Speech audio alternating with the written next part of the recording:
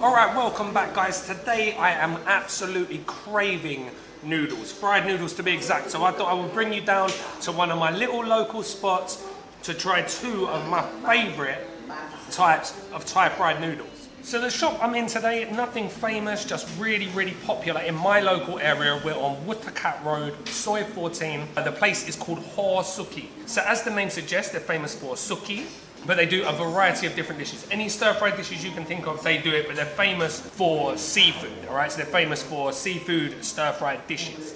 So before all these delivery apps came out and before lockdown, I used to look at how many people were in a restaurant, like how many locals were in a restaurant, and if it was packed, I would think that's a good place to start. Now, since like the explosion of like Food Panda, Grab and all those, I now look at how many Grab drivers are outside a restaurant, and then that's what I base my initial opinion on. So there's always delivery drivers outside this place. They are smashing out takeaways absolutely non-stop.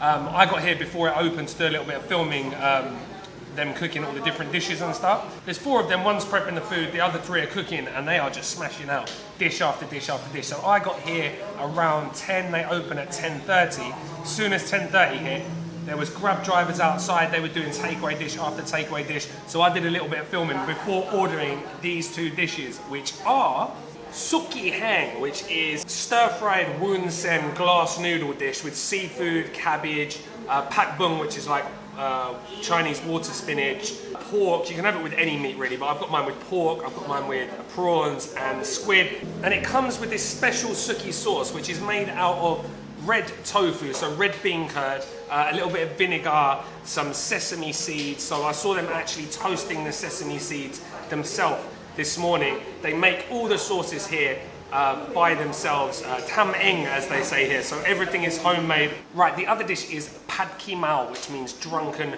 noodles. So I've got flat white rice noodles, and it's stir-fried in a special sauce that she showed me earlier that she makes herself every day with a variety of different sauces, I think like fish sauce, oyster sauce, soy sauce, a few different bits and pieces. We've got loads and loads of grachai, which is finger root in here, which I'm actually very happy about because a lot of places do grachai when you get pad Kee Mao spaghetti, but don't do it when you get pad Kee Mao sen yai, which is what I've got with the flat wide rice noodles, which I find a little bit strange. I can't work that one out. Loads and loads of chili. She's absolutely smashed this in chilies. I said ped, and she's absolutely laced it. All right, so we've also got some cut up green chilies, some long green chilies, some bai kapao, so the same leaf that's in pad kapao, prawns, squid, and I think that's about it. So the more interesting of the two looks to be the Suki Haeng. So I've got Suki Haeng Ho Kai, so that means Suki wrapped in egg, if I've said it correctly. So first of all, they get a really hot wok, they scramble up an egg and they smear it across the whole wok, and they create this really thin egg omelette, and then they put all the suki, the fried suki inside, and they wrap it all up, and then you sort of pull it apart with your knife and fork and then pull the stuff out. It looks cool, it's a nice one to show people if they haven't been to Thailand. It looks a bit different, nice presentation. Right, so have a look through, we've got all that cabbage, pak bong, we've got some pork, prawns, squid, and then we've got that suki sauce. So I'm going to pour a little bit of that on now. All right, mix that up. Oh, I've got chicken as well. Such a simple dish. And it's one I stayed away from for so long because the first time I had it, I was on, I think it was on Charon Nakhon. It was really sweet, like too sweet for me to eat. So I just assumed that's what suki tasted like. Second time I ate the soup version, and I just didn't understand it at all. It's like a hot pot thing. Didn't really get it. So I never ate it for ages, and then I went to Grandma's No Name Suki by Bangwa MRT station. I'll stick a video up there so you can have a look at it. And that absolutely changed my philosophy on suki. It's just a great one because there's so many vegetables in it. You've got all like the mixed meat, you've got the vegetables, and then you've got the sauce which has the red bean curd, which is adds like a really nice texture to the sauce. And then you've got loads and loads of sesame oil and vinegar, so it's a little bit sour, it's a little bit sweet, but then you've got that toasted sesame oil, which I absolutely love. Love the use of sesame oil in Chinese cooking and in Japanese cooking. So it's just not a flavour you taste so much in Thai cuisine. So I'm a firm convert to dry suki. So the prawns aren't the biggest, but I mean this dish is, with all this, I think it's 60 baht, it might be 80 baht, so it's either like £1.50 or £2 in English money. So you're not going to be expecting the biggest prawns. They're cooked well. Everything here is just cooked as you'd expect for a matter of minutes over high heat. I've seen them cook loads of different stuff today. Loads of different sukis, pad kapow, cow pad, everything that's decent.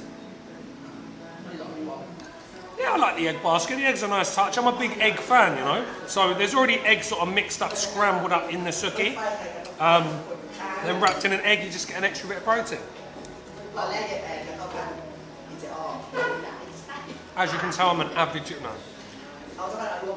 So I mean, for 60 or 80 baht, or however much this is, I will stick it up over the top. That is quite a substantial meal. Like, that would easily be enough for one person to eat. You don't need to order 2 dishes in here. But obviously, being me, I did. So I'm going to dig into these to the Pad Kee Mao. Now, Pad Kee Mao is one of my favourite noodle dishes. It probably is my favourite noodle dish. It's the noodle dish I cook the most at home. I love the fresh green peppercorns. I literally just eat them straight off the vine. So they give you a completely different kind of heat to the rest of it, because the rest of it's like pure chili.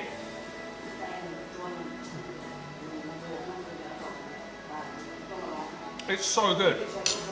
Like wide rice noodles, the grachai going through the finger root, which is kind of like, the taste is very hard to describe if you haven't had it before. It tastes almost medicinal. But paired with seafood, it's an absolute winner. So you've got that, you've got the green peppercorns, you've got loads and loads of red chili. I mean, if you take a look at how much chili she's actually put in this, she was like, this much, you sure? Phalang gindai, mate? Gindai. That's with the suki. Prawns aren't the biggest, but you get 4 of them and they're well cooked.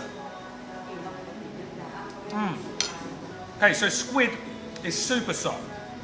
Very, very good. I keep saying, I sound like a broken record because all these reviews kind of do sound the same after a while, don't they? But for me, soft squid is a must. I don't like chewy squid. I love the kaffir lime leaves in this. I love how spicy it is. Perfect bowl of noodles for me. Plate of noodles, Gary. Plate of noodles. It's not a bowl of noodles. But yeah, so interesting story, or maybe not interesting story, about Pad Kee Mao means drunken noodles. And the story goes that someone just came home one day and threw everything that he had in the fridge into a bowl of noodles, and that's how Pad Kee Mao was born. Don't know if that's true or not, but I do like a story about pisshead, being one myself. Alright, so bottom line, would I come back to this place? 100%. It's not far from my house. I live like a 10-minute walk down there, so I'm in this area a lot anyway. We're right near Talat Phlu, right near BTS Butler. So I'll stick some links with directions so you can come here for yourself. But the suki, the Pad Kee Mao, the pad kapow look great. Look, everything looks decent. They actually do a suki with mushroom in here, so if you're with a vegetarian, a suki head is what you want to order. I will stick prices and tied to English translations as always in the description box below. Definitely come down, check this place out if you're in the area, if you live on this side of the river. The owner is super friendly, so nice. They don't speak much English here, but you know, you can get by. In fact, her granddaughter, if she's in here, she's only about 7, but she speaks better English than I do. And her daughter obviously speaks English as well. Sorry, also speaks English as well. So yeah, would highly recommend this place for really good noodle dishes. And as I said, the pad kapow looked pretty legit as well. Oh, and apparently the tom yum is really good in here. She was telling me that she makes her own pig pow, which is the roasted chili paste, so she makes her own. So like everything here is homemade. It's all like 50. I'll show you the menu. The most expensive thing on the menu is 60 baht. I don't know if I have to pay extra because I've got extra stuff here, but I'll stick prices, all that good stuff down below. I'm going to stop rambling on now. Bottom line is, great noodles, great prices, well worth a look if you do come over this way. So guys, I just want to say a big thanks to everyone that's been commenting, liking and sharing the videos. Really does help a lot. If you're not subscribed and you enjoyed this video, please consider doing so. Hit the bell notification. Even if you are subscribed, hit the bell notifications. If you don't hit the bell, it's pot luck whether you see these videos or not really. And I really want to push this channel on, really want to hit a couple more thousand subscribers this year, if possible, and you guys are helping me do that. So thank you very much. Hope you enjoyed the video, and I will see you again in the next one.